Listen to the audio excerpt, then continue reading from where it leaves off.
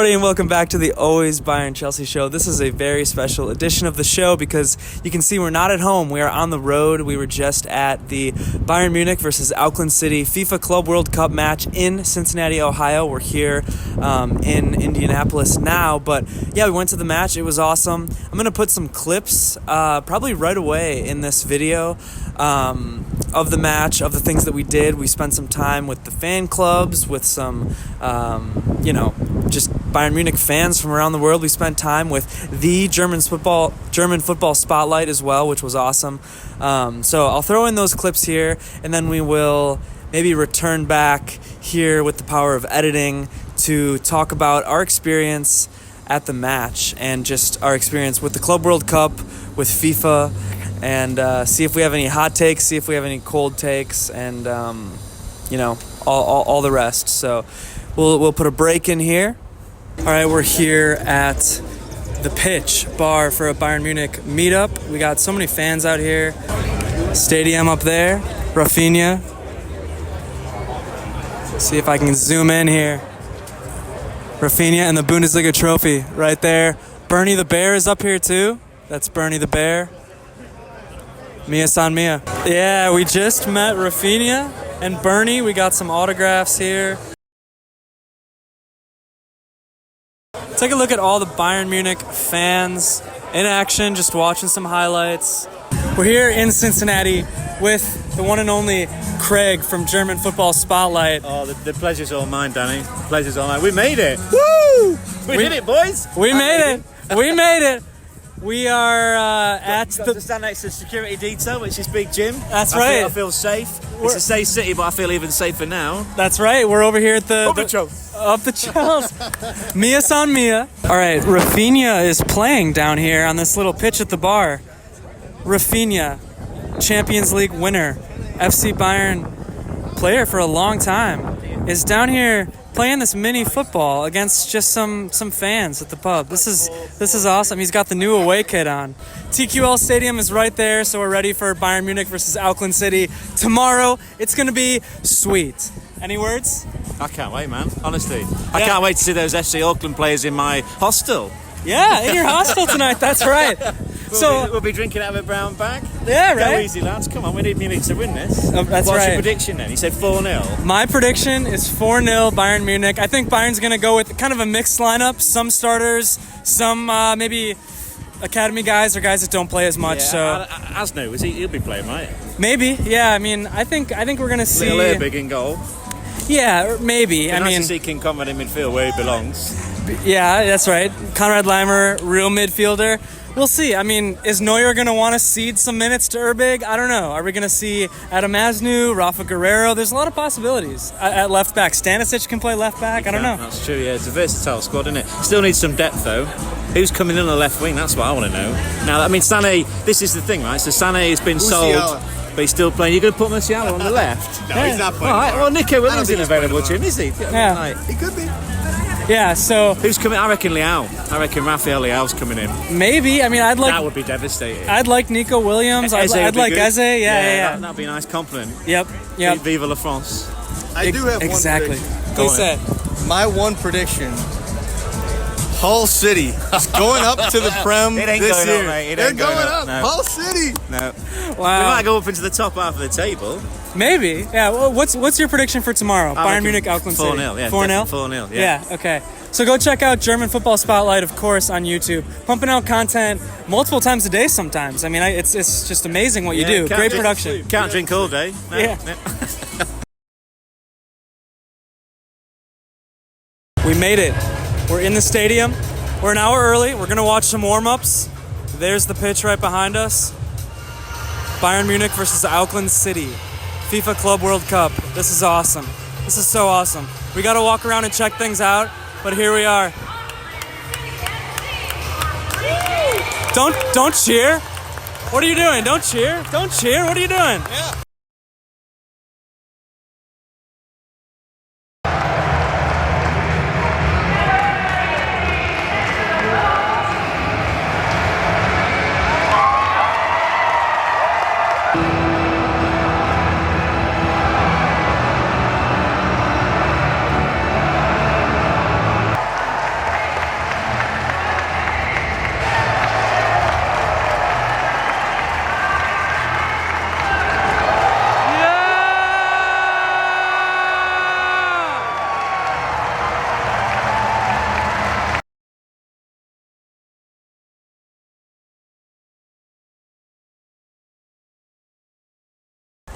And now we're back with the power of editing.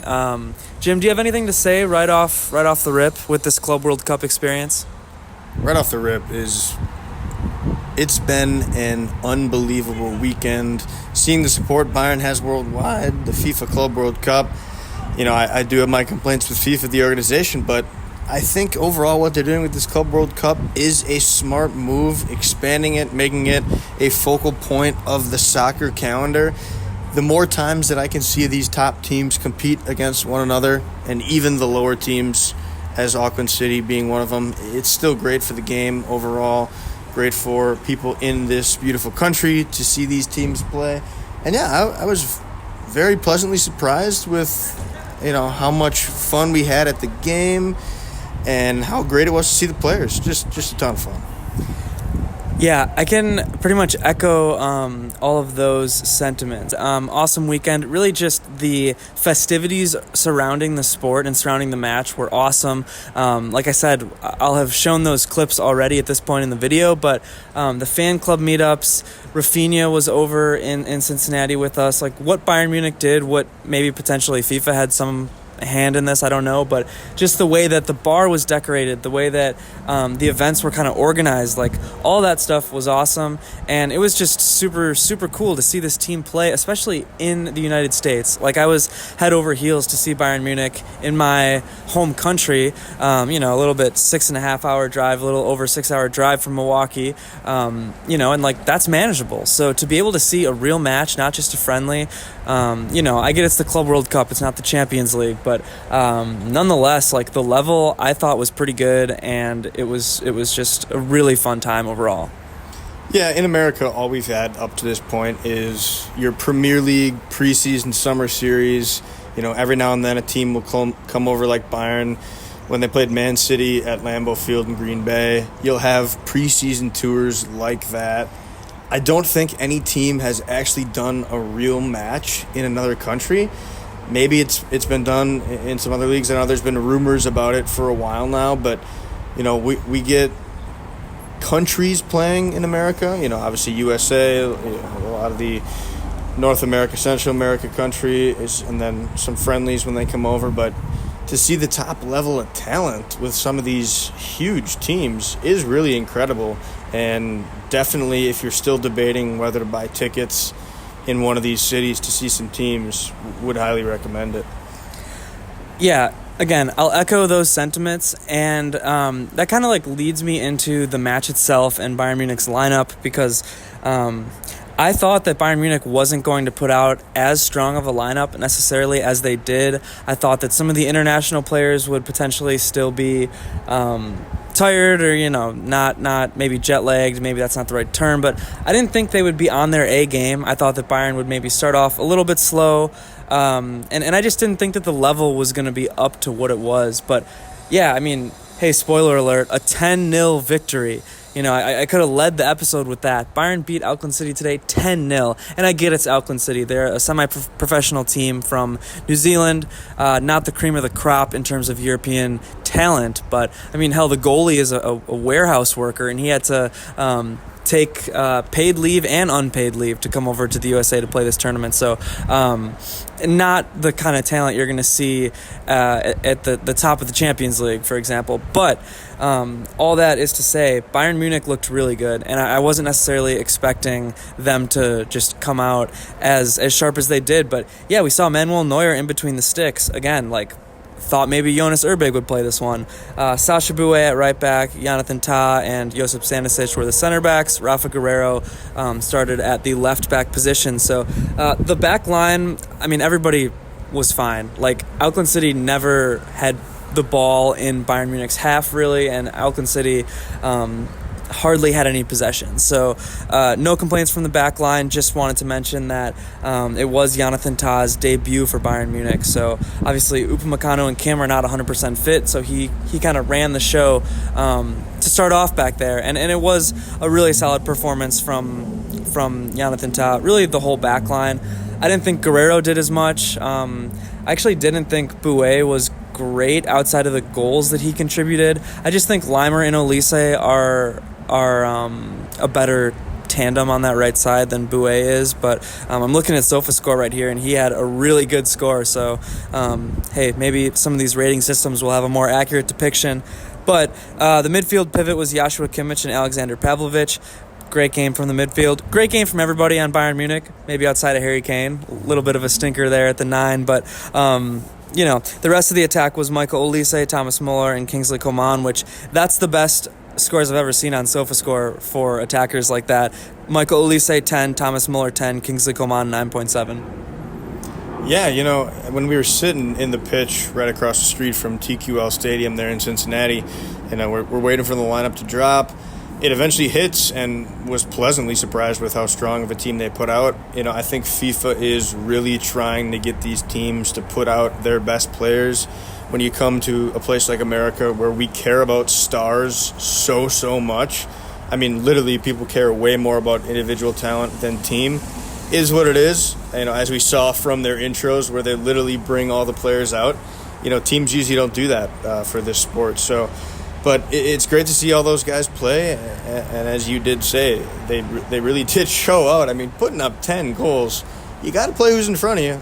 Auckland City, they deserved to be there, clearly, with how the system works, with how the FIFA Club World Cup is played, bringing in teams from all over the earth. So credit to them for showing up, but more credit to Bayern for showing up and really putting in some nice work. Yeah, I mean, it's almost impossible to go through all the goals or all the actions or even to remember them all, but, we had a Coman brace, we had a Olise brace, we had a Musiala hat-trick, we had a Muller brace, we had a Sacha Boey goal. I think that's all of them, honestly. It's just kind of crazy to say, but, things really opened up in that 9th minute with the Kingsley Coman goal. It was off of a corner, a Kimmich corner. Jonathan Tah was unmarked far post and just headed it right over to Coman, who put that goal away and truly opened up the floodgates there in the 6th minute. I might have said 9th, but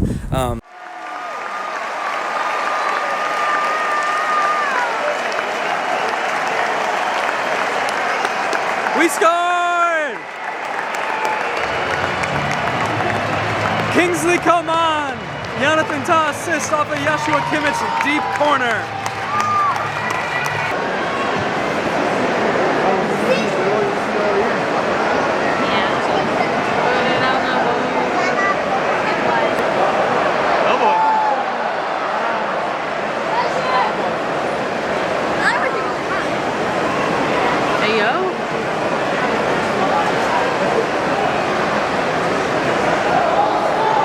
Up until that point, Auckland City was just playing so compact.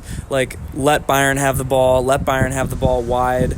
Didn't press Bayern at all in their, half of the pitch, and just kind of closed things in. I don't even know what their lineup was on paper, but it looked like about a back 5 or a back 6 most of the time. Their plan was to just, I guess, not get blown out, but they ended up getting blown out anyways. Yeah, and you could tell from the start, from our vantage point so high up with a view of the entire pitch, that Auckland City, no matter what they were going to do, they were going to be outclassed. Just the level of athleticism, talent, individual talent, and team talent that Bayern has over Auckland City was going to make the gap so wide.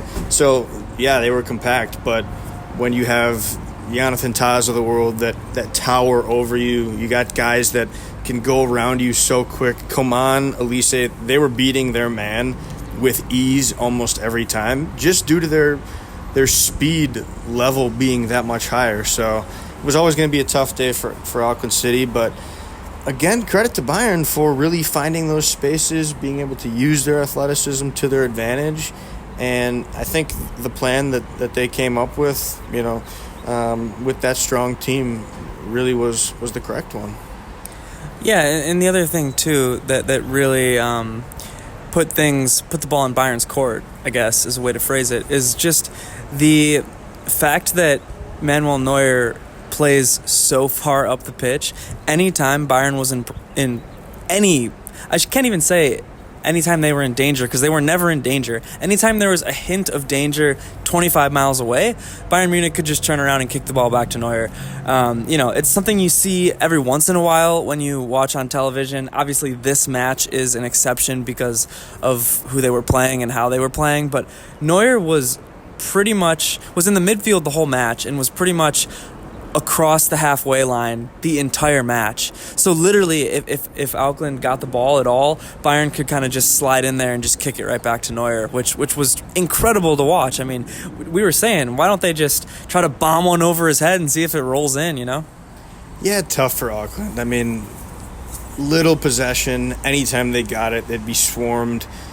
And as I keep saying, just did not have the skill and athleticism to be able to actually, do anything with the ball. So it was tough because you wanted them to even try to counterattack, but they sent no guys forward ever, even when they were down 8-9-0. And even when they did get some space, they either weren't fast enough to get past guys or get to the ball, or didn't have the skill to get around and even beat one man. Yeah, and that's the thing, too, is whenever they got a breakaway, at most there was two guys on that breakaway. A lot of the times it was just the guy with the ball, so he had no options. He couldn't pass it to anybody.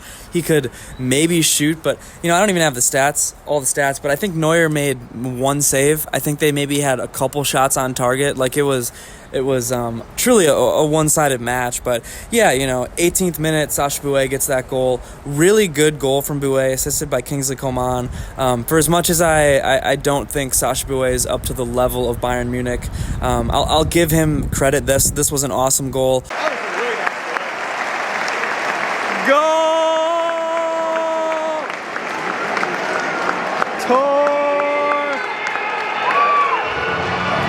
We scored again, Sacha Boey. What? I know.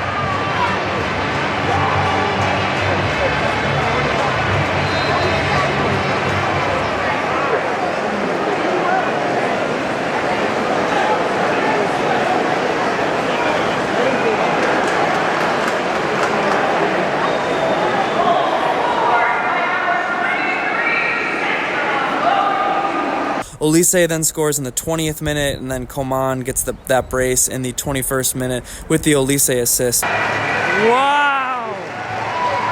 So unselfish, we scored again! We scored again!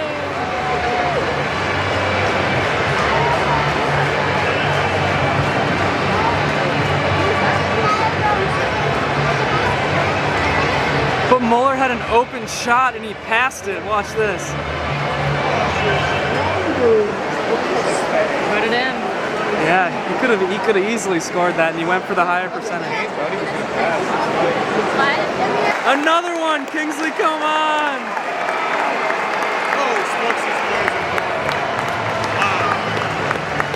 What a ball by Olise. What a ball.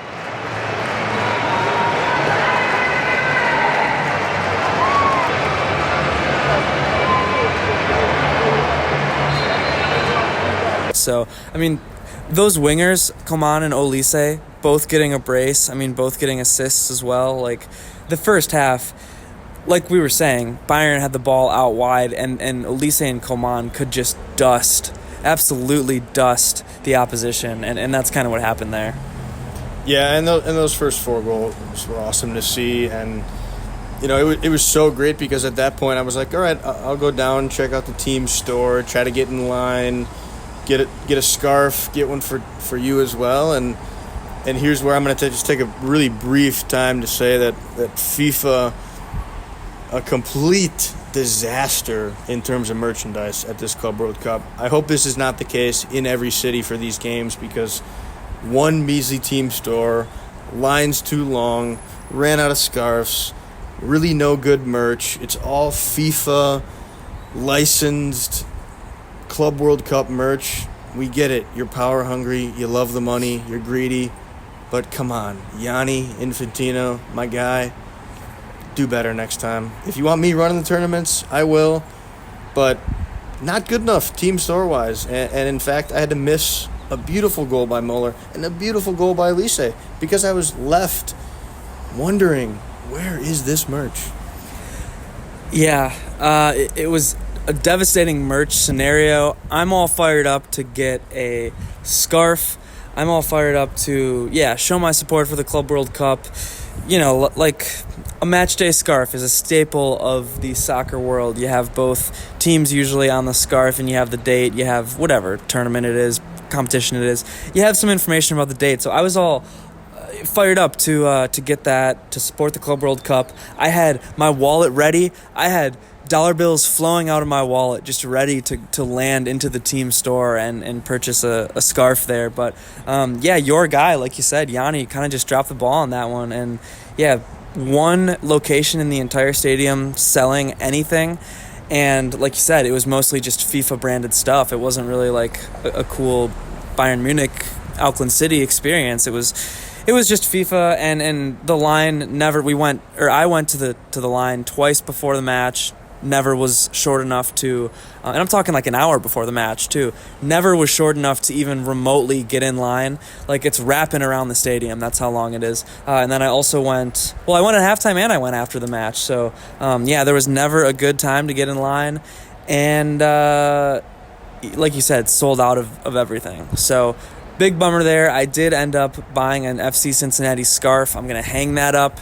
And then I think I'll have the memories of this beautiful event triggered when I see that scarf. So that's my goal there. But unfortunate that I couldn't give FIFA more of my money. I'm going to say that again. All I want to do is just give FIFA my money, and they won't let me. So that's sad there. But back to the match. You mentioned a beautiful Thomas Muller goal, and that was like just an emotional, heartfelt moment for me to see Thomas Muller get a goal.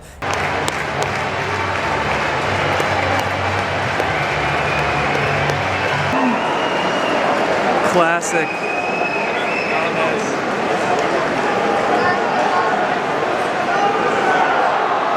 Spoiler alert, he does get a brace to make it the 10th goal as well, the 5th goal and the 10th goal. So really seeing Muller out there warmed my heart. He played the full match, which was awesome. It's his last tournament. Seeing that live, like, it almost brought a tear to my eye. That was awesome.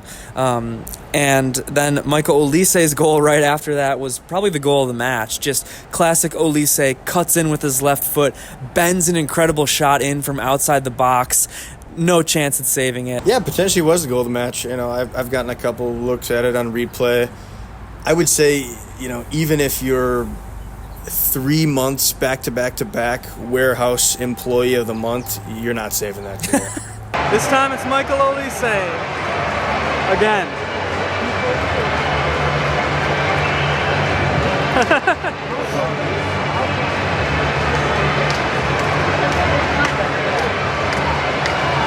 Oh, that was just classic Olise. Just bends it in, cuts in with his left foot, and just bends it in from like outside the box. Wow, that was beautiful. That was beautiful. Yeah, and let me backtrack for a second, because I did want to mention Michael Olise's first goal, I think. It was the third goal of the match. Thomas Muller could have shot and scored there as well.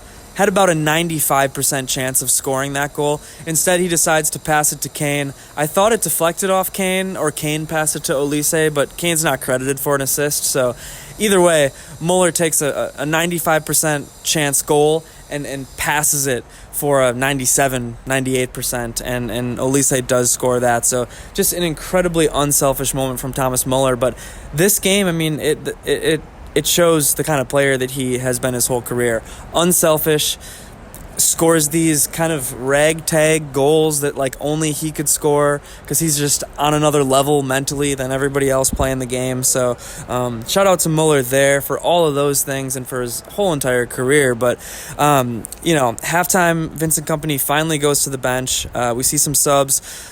Coman and Olise come out for Gnabry and Linek Carl, who I was really excited to see. Youngster, been putting up some kind of bombshell performances on Bayern 2 in these younger teams. So good to see him get some first team work, and especially good to see him get some work against a team like Auckland City. And I thought he did great. I thought he didn't score, didn't assist, I don't believe, but he was good. He was beating defenders. He looked like he fit in with the first team, if you ask me. I agree. I liked what I saw from him. He's definitely going to have to work on some physicality. He will run into some guys that will simply body him, and he won't be able to recover. But, if you're a small guy, you also have some advantages to your game. You can kind of slither into those tight spaces and find where you want to go and get some good shots off. So it seemed like he has a lot of confidence for a guy that tiny and that young. So good on him for that. And also good on Von Cohn for being able to put a guy like that into the match, even bringing on, Musiala, Upamecano, we were kind of chuckling because Bayern's up by so much, but, I understand also wanting to get your key guys some minutes after having long layoffs from injury. So, overall great plan, I think, from Kompany. Yeah, and that's just the thing.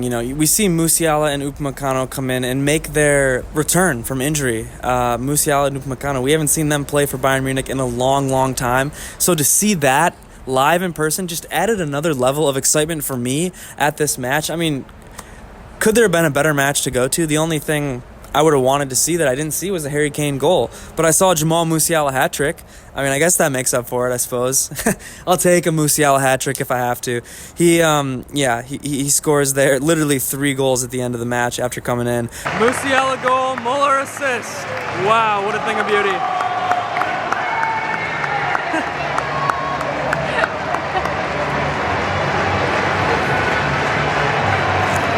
Yeah!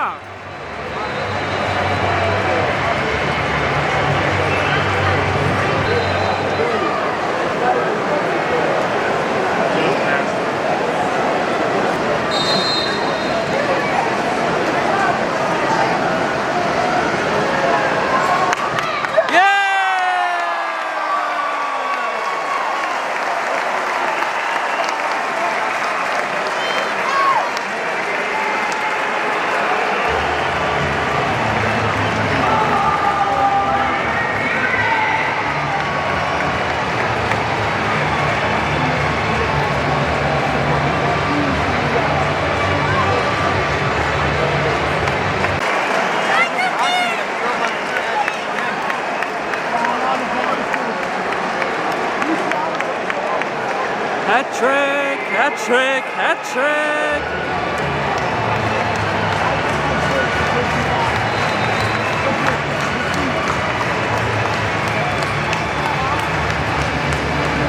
Hat trick! Woo!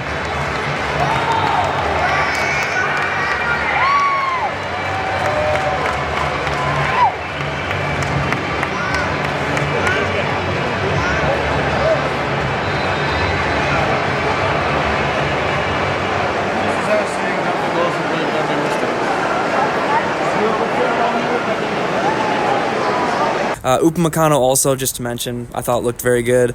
And the final goal, as I mentioned, was Thomas Muller there with Gnabry getting the assist. Muller! Yeah!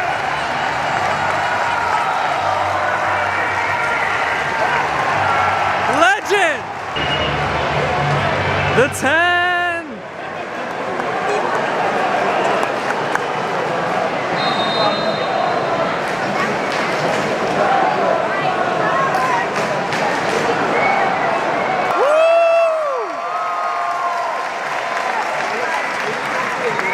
Gnabry also, I thought, looked pretty good, but just not as good as Olise and Coman and Musiala and Muller and all these other guys who scored all these goals. So, again, just a perfect match to go to. 2 Thomas Muller goals, 5 and 10, capping it off with the 10th goal. I mean, I'd really be... I don't even know what word I could say, but I'd be some sort of word that I probably shouldn't say if I had anything to complain about with this one. Yeah, overall, if you're a Bayern fan, you're gonna have a smile on your face that entire match because 10 goals is insane. I don't care who you're playing, if it's a semi-pro, pro, the doughboys from down the street, whatever type of match you could be playing, to put up double digits is crazy. And, credit to Bayern for doing that. Again, I'll keep saying that because we don't take any of these wins for granted, especially when you can see them live. But also do want to give a shout out to Auckland City because little fan section they had was brilliant. I think their kits are cool. They seem like great lads from what we've heard from boots on the ground sources that we do have. And I'm sure they had the thrill of a lifetime being able to play against a team like Bayern Munich. Yeah, and the other thing to just mention here is, this is a match that matters. I know it might seem like an exhibition match or a friendly or a fan club match where Bayern wins 40-0, but it really does matter. Bayern gets money for winning this match. That's the one thing about this tournament for these teams. It's a lucrative tournament. You can make a lot of money, and we laugh 10-0. Why are you keeping a lot of these good players, and why are you bringing Musiala in when it's 7-0, 6-0? But at the end of the day, goal differential could end up mattering. Bayern should win their group regardless, but it's a good start. 10-0, you take that. And I'm not going to complain about anything outside of my scarf fiasco. That's it. Great start to this tournament for Bayern Munich, and I'm looking forward to them in the United States. I'm looking forward to the rest of the Club World Cup. As an American, as a fan of this sport, I feel a little bit bad from the players because they got to play a hell of a lot of matches, but I'm loving it from a viewer audience perspective. Agreed. It is great. I am very grateful that they are bringing this tournament to America. And I can be grateful and also tell FIFA that I don't want you to take advantage of America's capitalistic greed by charging high prices and having bad merch. You can do both. You can be grateful and you can also put on a great tournament, but also keep the prices down, please. Thanks. Keep the intro songs where players walk out and we do a big show about it. Keep that, but give me more scarves next time. Mia san Mia? Mia san Mia.